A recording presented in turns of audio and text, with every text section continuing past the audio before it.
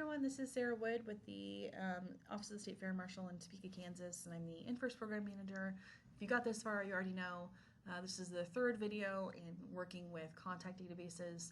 So we just finished the table video, and then we just finished the form video. We've added a couple search boxes, and now we're ready for contacts. And we're actually going to do a couple of different steps first. So the first thing we're going to do is we're going to create a new table. And I don't have a spreadsheet for names, so I'm actually just going to create a table. So I went up to create table, and then instead of looking at it this way, I want to look at it in design view, so I'm going to change that. And we're going to call this contacts. And I'm going to actually leave the auto number ID here because each contact needs a unique identifier, and the FDID will be duplicated if more than one contact exists for a fire department. And I'll show you what I mean here in a minute. So we've got ID, I'm adding FDID to associate a contact to a particular fire department. I'm going to give them contact name. I didn't call it just name because there are some field names that access reserves, and name happens to be one of them. I'm going to put title, actually I want title first. And then I want contact name. And then I want email. And then we'll add in some tags. This is just the tags that I do for queries. So we'll do an inverse tag. We'll do, let's say, a chief tag and maybe inspection tag. And then I'm going to hit close. Yes, I want to save. So now I've got two tables. I've got one for master fire department, and then I've got one for contacts. Now on the form that we just made in the last video, we can add what's called a subform, but we need to go to the design view. So if you click on home, view, design view, you get back to this little grid thing here. And what you need to do is in this design, hit the drop down, and we're gonna choose subform. So I typically have to hover until it gives me the name. If you have to do the same thing, don't feel bad. I've been using Access for a number of years and I still have to do that. So hover until you see it says subform and then click it. It's not going to look like it did anything until you come down to this. So you'll get this little bracket here and you make, let's make a nice long one. All right. Once you do that, it's going to come up with a wizard and be like, what do you want me to do? We want to use an existing table, which we actually just made, and we're going to hit next. Now we have multiple tables here.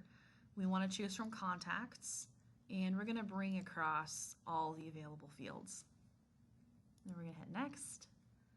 Then it's going to say, do you want to define fields that link this form to your subform? And the reason why I added FDID to contacts is so that we could link the form for the fire department information to the form for the contact information. So I'm going to actually leave it on this one because it's using FDID anyway. But if I had to do it, I would click on define my own.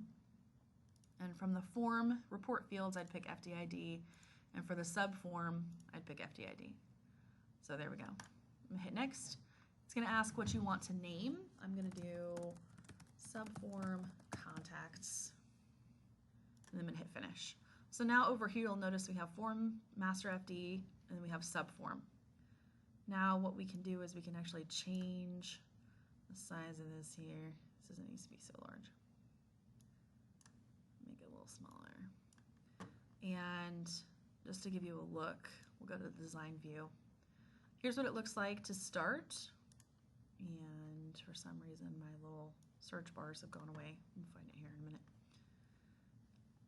So it gives you this little subform right here, which these different columns are basically the table for contacts, except it's only displaying them for the ones that are in for this particular department. So we're going to go back to design view, figure out what happened with my, oh, I think I lost my search things. What did you do? There they are.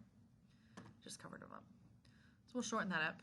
We'll make this a little shorter, make this part a little longer. We don't need to see the ID for the contact because it's not something we actually need.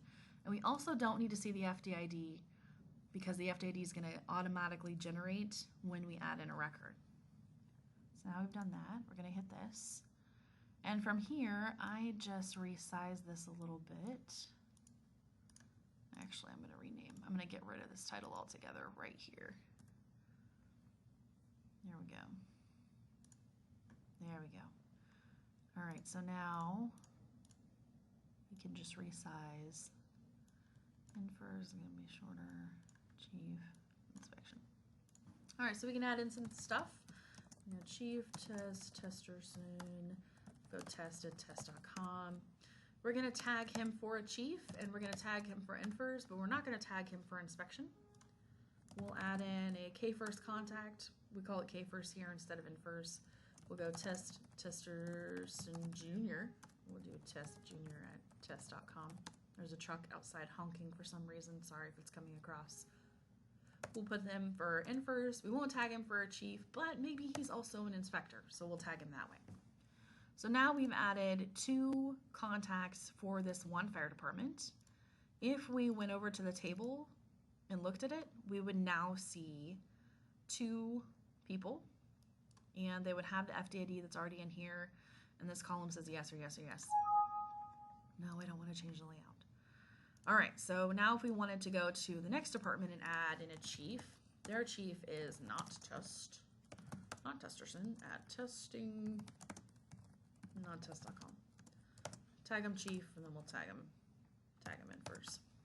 And I'm using this Y. When we get to the video about queries and creating email lists, you'll understand why I'm doing it that way. There's probably a better way to do it. This is just the way that I started off doing it, and I just haven't had time to come back and redo the database itself in a better way.